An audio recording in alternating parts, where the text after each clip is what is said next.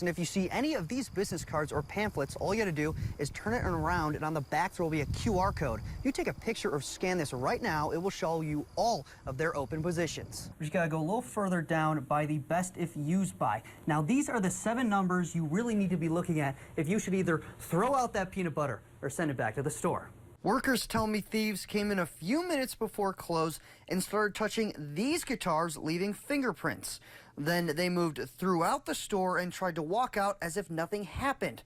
But customers didn't see it like that. And now you can see behind me, the truck rolled off of the road as he was speeding, and this chain link fence is completely taken down. Maria, the woman told me yesterday she got a call from a man who was using an aggressive voice and convincing language, and then told her there was a warrant out for her arrest. It is a steering wheel lock. All you do is put it in your steering wheel, extend, turn the key. Because of this drought, our soil is basically a hard pan, and if you come down here with me, you can see the rain possibly would be like this. It'll just kind of trickle down, beat up, and possibly go in the road, causing flash floods. A local task force just received a hefty donation of weapons and tactical gear worth around $70,000. The equipment will help law enforcement in Douglas and Ozark counties. Liam Garrity shows us the gear and how the task force plans to use it. Oh, it was overwhelming. The Douglas County Sheriff's Office got quite a surprise call, and it came with an arsenal. This is actually a sniper rifle, and we don't have any weapons of this nature on the task force right now. And the list keeps growing. That 50 cal there, and then the 50 cal right here to my left, we're going to be selling. That's not it. Douglas County Sheriff Chris DeGase says they're getting thousands of dollars of ammunition, a gun safe, a flamethrower, night vision scopes, Desert Eagle pistols, and more. I'll also be donating a 1972 Suburban I've had for over 13 years. Quite a beast. Now this Suburban is going to the much needed task force and is going to be fully equipped as a tactical police vehicle. Even more so, this vehicle will be fully equipped to deploy 6 to 8 officers in high-risk situations. Because I live here and other people live here. And I think the majority of the people want the area they live in to be better. Chad Hazelton grew up in Douglas County, had all of this equipment, and saw a need to help his community. I just see all these shootings that are happening on TV and malls and schools, and I think people need to be more prepared and trained. Sheriff DeGase says they will keep one sniper rifle and the Suburban for their multi-jurisdiction task force. The group includes Ava Police and the Douglas and Ozark County Sheriff's Offices. DeGase says the rest of the gear will go up for sale to help upgrade their new 911 system. Specialized mapping equipment that the assessor will need in order to assign 911 addresses. That was not included in the grant. He says all this equipment greatly helps their task force. And Hazelton just wanted to help others in any way he could. It's going to help with the quickness of responses, matter of minutes of difference, getting this up and going. And he needs the help and the funds, so that's what I'm doing. Reporting in Douglas County, I'm Liam Garrity. Sheriff DeGase says they won't auction off everything immediately. They want to get the right price.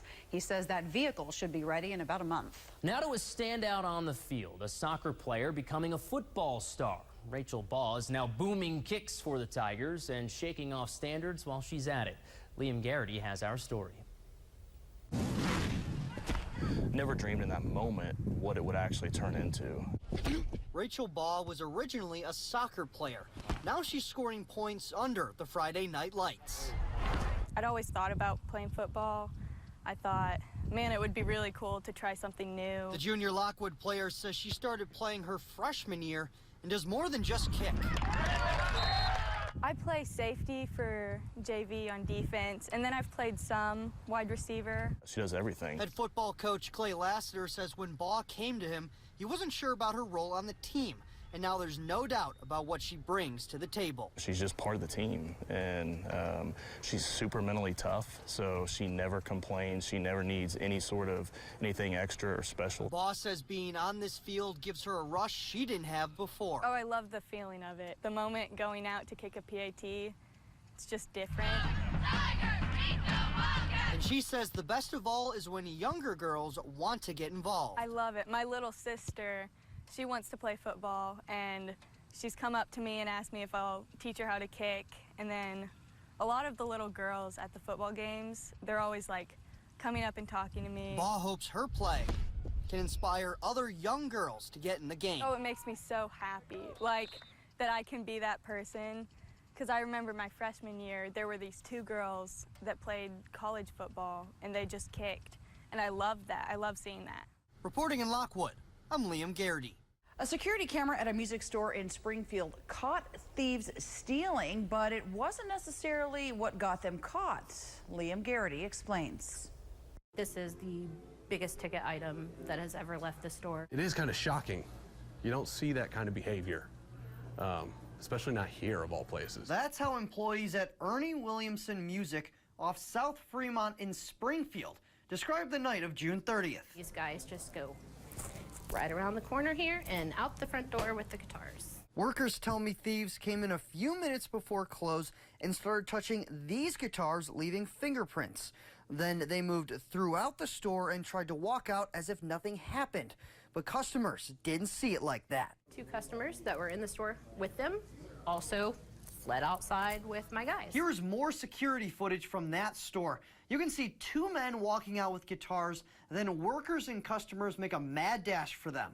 Cheryl Bodendeck, store manager, says the guitars pictured here were worth $2,300. She says after being chased outside the store by staff and customers, one man ran down the street and the other left in his car. Our customers are that kind of loyal to us that they would go out and help us in the outside. Like, they just tore right out of here. Another worker, Gabe Dunn, who was behind the counter and ran after the thieves, says their customers' actions meant a lot. All around really impressive that these guys were willing to go the extra mile for their local music store. We're doing what we love here.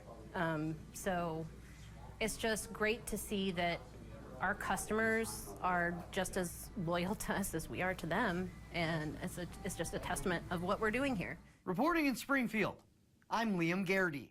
A tough one for farmers with costs rising for nearly everything. Liam Garrity spoke with a farmer in Walnut Grove who says they're using technology to save money.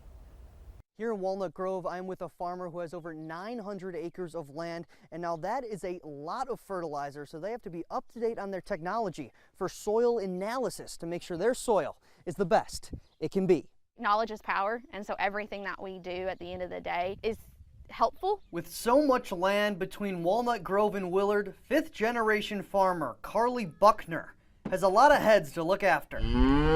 We raise about 125 mama cows. So when the cattle come running for feeding time,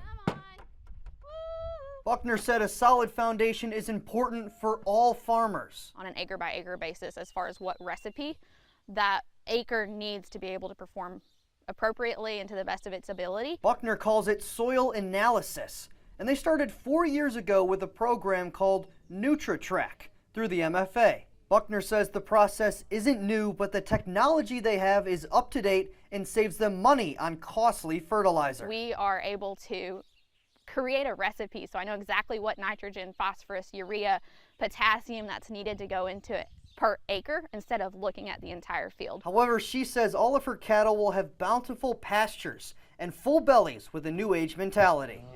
It's that millennial, that new generation, and that opportunity as a woman in agriculture to be able to have a voice on the farm and playing a role into, hey, look here, this is a new thing that we can do. Buckner says she is also always looking at statistics on their land and what is happening in the national and international markets, because it affects her personally. In the end, she says all the hard work pays off when you're building the future. The fact that I'm able to say I'm doing what my grandparents did and I'm able to be involved in this generation, it's heartwarming, and it's also breaking glass ceilings. Buckner says technology is your friend and hopes all farmers use the tools at their disposal to make sure they can get everything out of their land.